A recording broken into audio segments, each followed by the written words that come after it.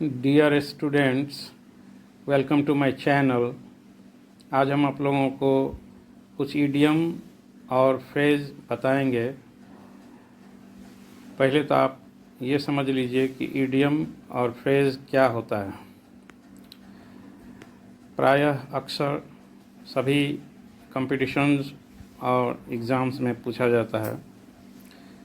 Idiom is a specific form of expression of language. इसका हिंदी अर्थ होता है मुहावरा। यह कुछ शब्द का समूह जनरली होता है। जो कुछ भी शब्द होता है उसमें उसका सीधे सीधे मीनिंग नहीं आके कुछ अलग हट के मीनिंग आता है। For example, to break the leg, इसका अर्थ होता है किसी को शुभकामना देना, wishing someone best of luck. ऐसा कभी मत सोचें कि इसका मतलब टांग तोड़ना होता है।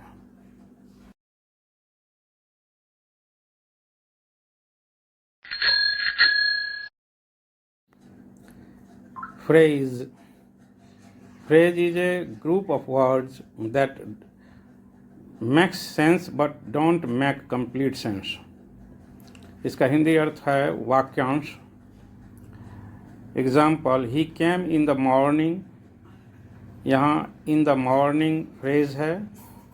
दूसरा example, Ram was sitting in A corner, यहाँ इन ए कॉर्नर फ्रेज है। इन द मॉर्निंग मतलब सुबह में। क्या सुबह में? जब हम कहते हैं ही केम इन द मॉर्निंग, तब इसका अर्थ होता है वह सुबह में आया। कंप्लीट अर्थ व्यक्त होता है।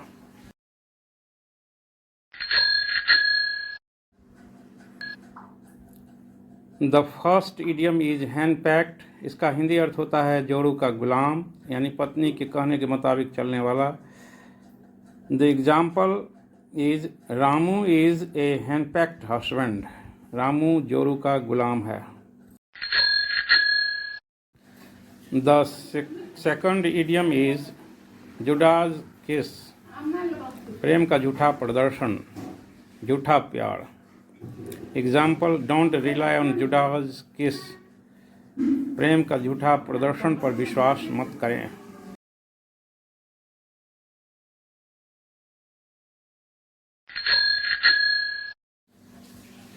The third idiom is Hobson's choice. इसका अर्थ होता है एक ही रास्ता या विकल्प, ऐसी स्थिति जिसमें आपको वही विकल्प चुनना ही पड़ता है। Example, Krishna had A option choice, इधर टेकिंग द जॉब और स्टेइंग अनएम्प्लॉयमेंट। कृष्णा को एक ही रास्ता था, या तो जॉब करे या बेरोजगार रहे।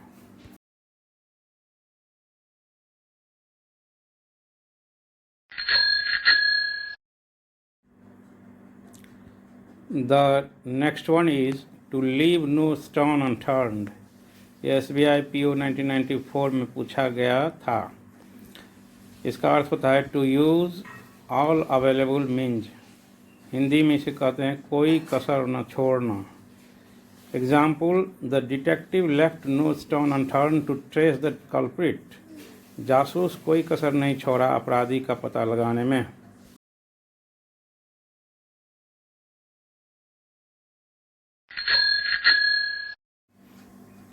अगला इडियम है टू फ्रेम ए मैन। इसे इस प्रकार भी लिखा जा सकता है टू फ्रेम ए पर्सन। यह कोर्ट एग्ज़ाम जून 2025 में पूछा गया है। इसका अर्थ होता है to make one appear guilty, किसी व्यक्ति को झूठा आरोप लगाना या फंसाना। Example, it looked like somebody was trying to frame him.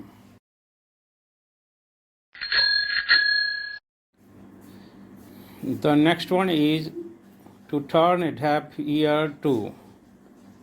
यह असिस्टेंट ग्रेड 1992 में पूछा गया है। इसका हिंदी अर्थ होता है कान पर जूं न रेंगना, अर्थात कान न देना। Example, you can plead all day but he is turning a deaf ear to everyone.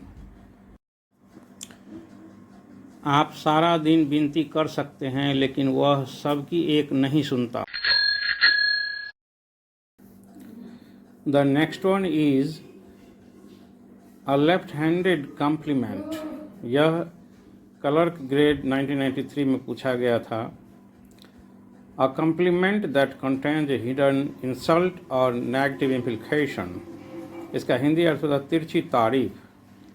आइए एक एग्जाम्पल से समझते हैं। You looks like a doll but your dressing sense is very bad. आप एक गुड़िया की तरह दिखती हो लेकिन आपका ड्रेसिंग सेंस बहुत ख़राब है। देखिए इस वाक्य में किस तरह से एक तरफ तारीफ भी होती है और एक तरफ उनका इंसल्ट भी हो रहा है। इस सिचुएशन में हम इसे यूज़ करते हैं।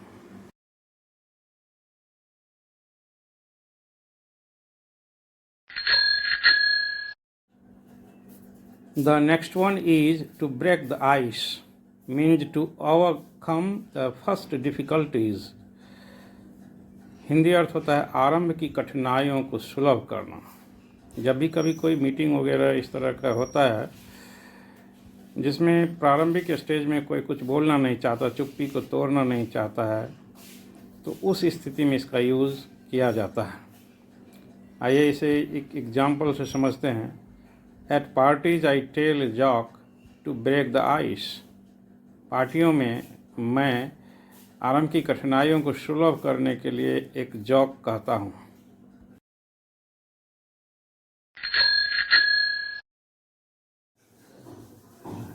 The next one is green-eyed. Green-eyed means jealous. इसका हिंदी अर्थ होता है ईर्ष्यालु। आइए एक एग्जाम्पल से समझते हैं। We should guard against our green eyed friend. हम लोगों को अपने ईर्ष्यालु मित्र से सचेत रहना चाहिए।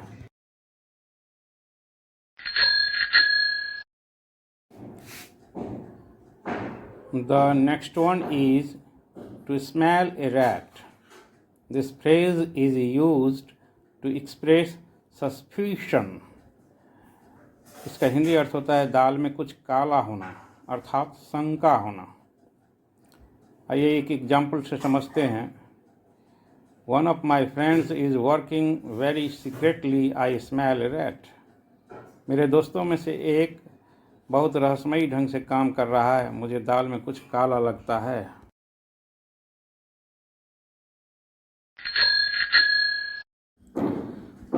The next one is chicken-hearted, means timid and fearful. इसका हिंदी अर्थ होता है डरपोक या कायर। He is nothing but a chicken-hearted person. वह बिल्कुल डरपोक व्यक्ति है। For more video like this, subscribe this channel.